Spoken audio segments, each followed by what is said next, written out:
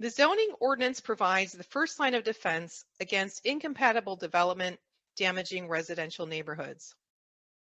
It is essential that the language proposed by ZMOD adequately protects homes and eliminates unintended consequences of poorly written, nonspecific regulations.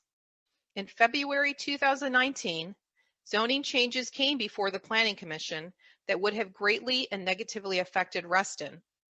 At that time, the Planning Commission recommended that the Board of Supervisors resolve planned residential community and density issues by way of a task force.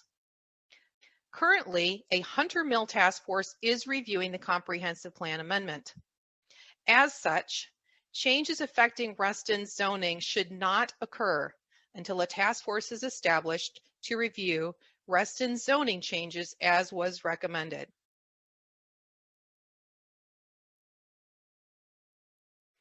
This slide demonstrates detrimental proposed zoning ordinance changes. Note on page 627, Article 9, Number 2 of the proposed ordinance, where the interpretations and definitions are provided. See that the words must and shall are mandatory. The zoning language that protects world-famous Reston has been changed from shall to is, which means this language is no longer mandatory. The next 3 slides show that this language has been replaced.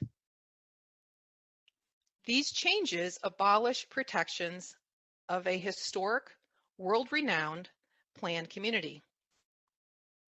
There are no footnotes explaining why this change is being made. This is not right. This language change adds stacked townhouses, a new definition for a new use, as a new type of housing in Fairfax County. But it does not appear to increase the per-person figure when calculating Reston's density. It seems this would result in undercounting Reston's density. The way I read this, a single-family attached townhome counts as 2.7 persons, but if you stack a townhome, doubling the occupancy of the structure, it also is counted as 2.7 persons. This doesn't seem right. Why are we taking away noise protection in residential areas and no longer protecting our residents? The noise ordinance is not sufficient. Do we want a heliport, airport in the PRC and residential areas 200 feet from any lot line? What are the day and night noise implications?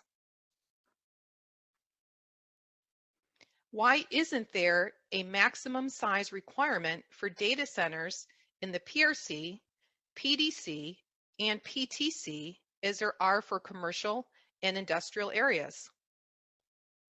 Is a town center an appropriate location for a data center?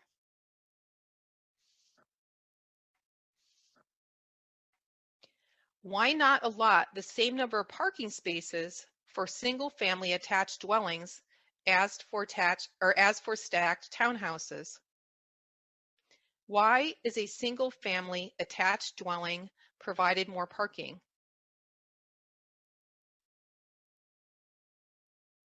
What is the purpose in creating this new definition? Why are you seeking to eliminate the availability of space requirements for public use gatherings?